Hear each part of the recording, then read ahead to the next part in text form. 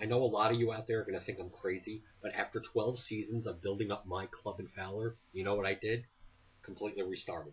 That's right, from scratch. I went from having a squad worth 10 to 15 million with its assets and then a 7 million bank account, all gone, completely gone. No more skills, no more stadium, no more nothing. I had to start all over again. I even changed my team name. Yeah, I had to even do the kit selection again, which is kind of weird with 1.3. For some odd reason, my players look like they were escaped Schlenviks from Wizard of Oz, which is kind of weird, but it's actually good for my stadium because they're able to sell the lollipops to the family supporters. So that breaks in some income. There's a little known tip for the manual there.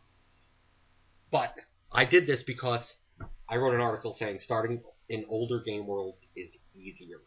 So if I'm going to talk the talk, I'm going to walk the walk.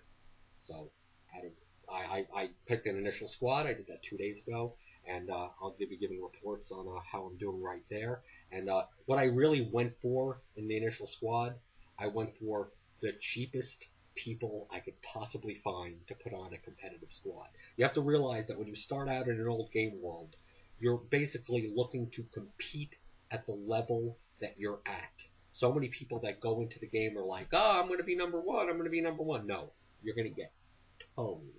Okay? So basically, use the tools that you will need to get up just to that next level.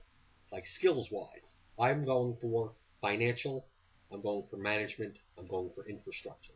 There's no need to have scouting skills, there's no need to have coaching skills. Basically, I'm looking to get my players as cheaply as possible, and then a year later, dump them completely. So most of my squad consists of 20, 21-year-olds that people don't seem to want anymore, or 33-year-olds that you could find that are good quality, but people are selling for £1. That's another thing in the initial squad selection. You have to pick 16 players, but you have to realize that in these older game worlds, there are people trying to just get rid of really good players for £1.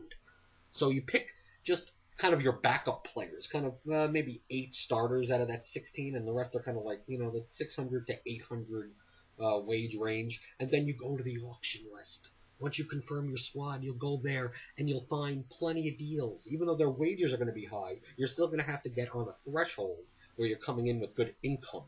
So you can't have that, that 16-player, 200 wage minimum type of squad that you could before in FML. So what you do is I built up an initial squad with only like a 36,000 wage budget, and then I bought, and it's an auction, I haven't checked yet, but I bought one guy, AF, 550k, selling for £1. Yes, his wages is 24,000. He's a 33-year-old. I'm only signing him on a 1-year contract. That gets me right up to that threshold and puts a playmaker in my squad to make everyone better. Because I'm not looking to compete against number 1.